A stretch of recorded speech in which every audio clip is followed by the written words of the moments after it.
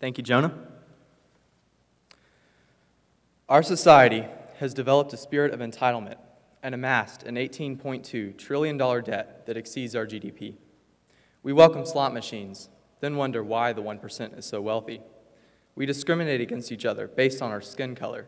We riot, we set fires, and we murder random police officers because they dare share a profession with those we accuse. We are nearly as likely to divorce our spouses as to stay with them.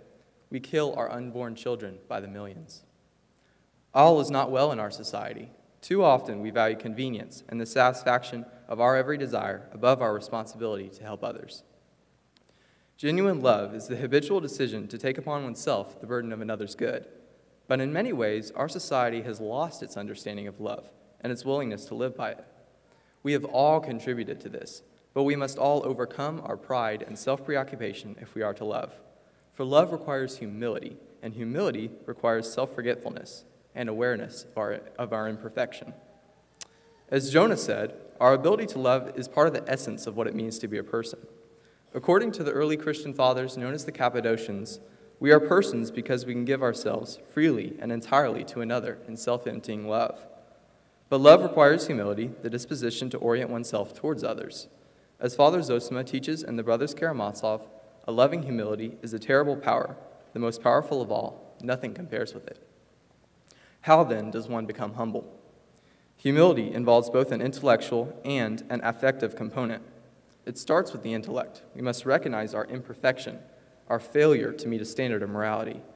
For an examination of a typical argument will reveal that the quarrelers naturally appeal to a moral standard, and an examination of our consciences should reveal that we have not always met that standard. Since then we are imperfect, we must recognize this if we are to be humble.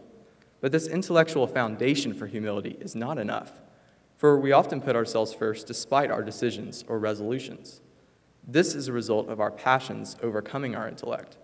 The resulting preoccupation with oneself, the consistent decision to dwell or act on thoughts oriented towards the satisfaction of one's own selfish desires, is a form of pride. When we are preoccupied with ourselves, even things as innocent as our finances, schedules, workloads, reputations, or other similar circumstances, we are in fact making ourselves our ultimate concern and acting as if we are of utmost importance. When we cannot justify treating ourselves as of utmost importance by convincing ourselves that we are perfect or better than others, we simply do it anyway. Whether consciously or unconsciously, putting ourselves in this position of primary importance is a form of pride, a taste of that same pride through which the devil became the devil. This prevents us from loving or taking responsibility to help others. Indeed, it can prevent us from taking responsibility to do anything. Needless to say, it has caused a lot of problems in our society.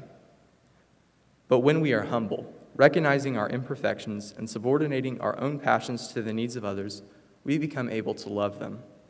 This love can include meeting their physical needs and helping them to succeed in fulfilling the moral standard.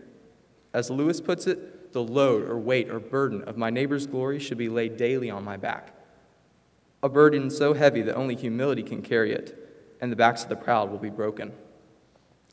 Thus, our society is faced with many problems. Fyodor Dostoevsky's diagnosis of his contemporary Russians' problem, articulated by Father Zosima and the Brothers Karamazov, also accurately describes much of our society today.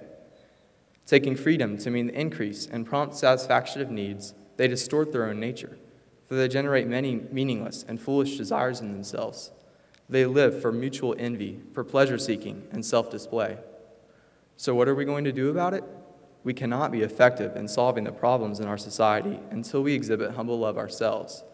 Since we have broken the moral standard, we know we should not treat ourselves as if we are of primary importance, but we do so anyway. I certainly have. In order to cultivate the humble love, we must habitually choose to live selflessly, even when our passions fight back. But we have tried and failed so many times to do this on our own. Could it be that we simply cannot? Could it be that we need help? Could it be that somewhere in the sea of imperfections is a helper?